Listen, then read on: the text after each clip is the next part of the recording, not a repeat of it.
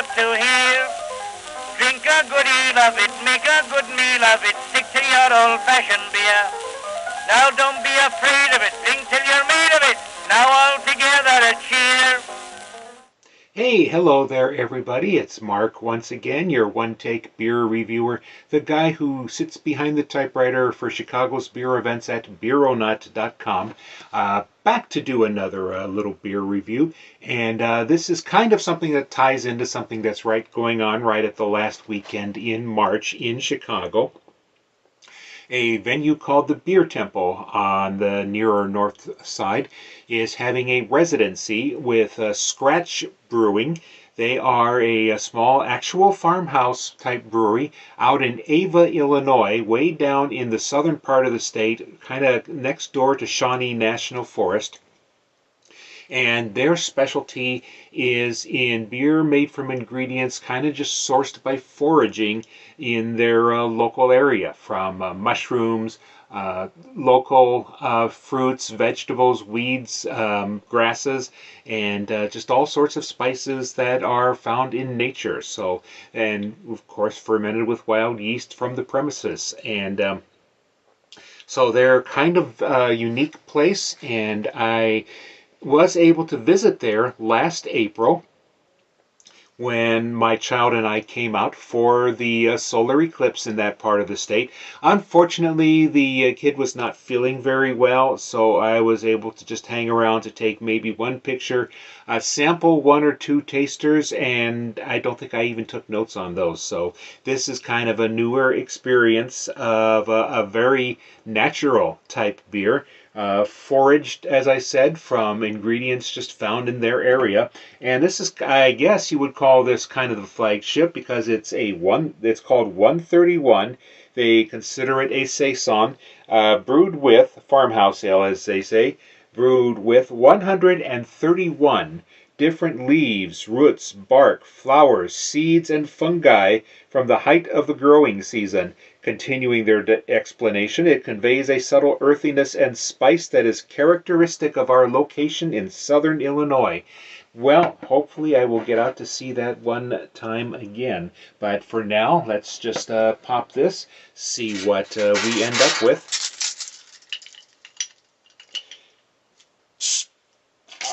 Well, of course we got a gush, so let's just quickly decant this here.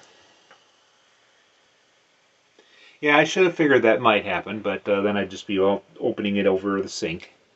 As it is, we'll just be mopping up.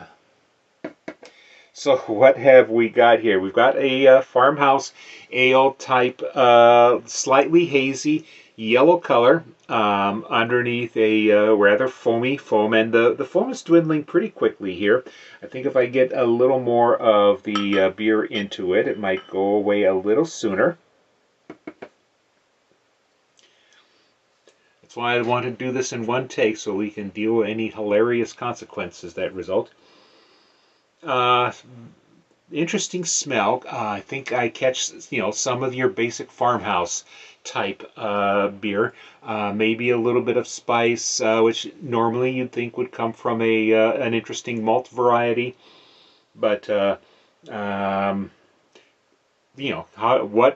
what roots and berries did they put into this? So that would go a long way toward deciding what this is. But we're getting again some mainly fresh hay and grass to this, perhaps, and just a little bit of cardamom spice, perhaps. Let's see if we can get some more into this. Because my fear here is that it's just going to gush out the bottle while I'm sitting here talking about it, but I think we've managed to tame it here.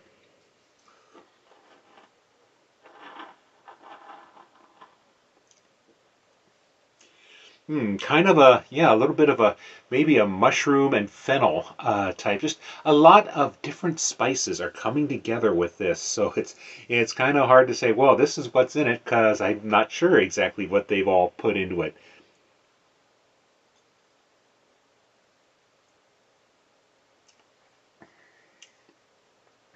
It's a very unique kind of, there's some umami to it, a little bit of almost meatiness, as it were, and then some some, I don't know, we can call it grape nuts, a little bit of maybe chicory, dandelion leaf, and so forth. Just pretty much anything you can think of that you could have put into a beer has probably been put into this. It's really, but there's still, after this has been, I've had this for a year, despite the gusher, there is still a nice bit of foam and fizz to this.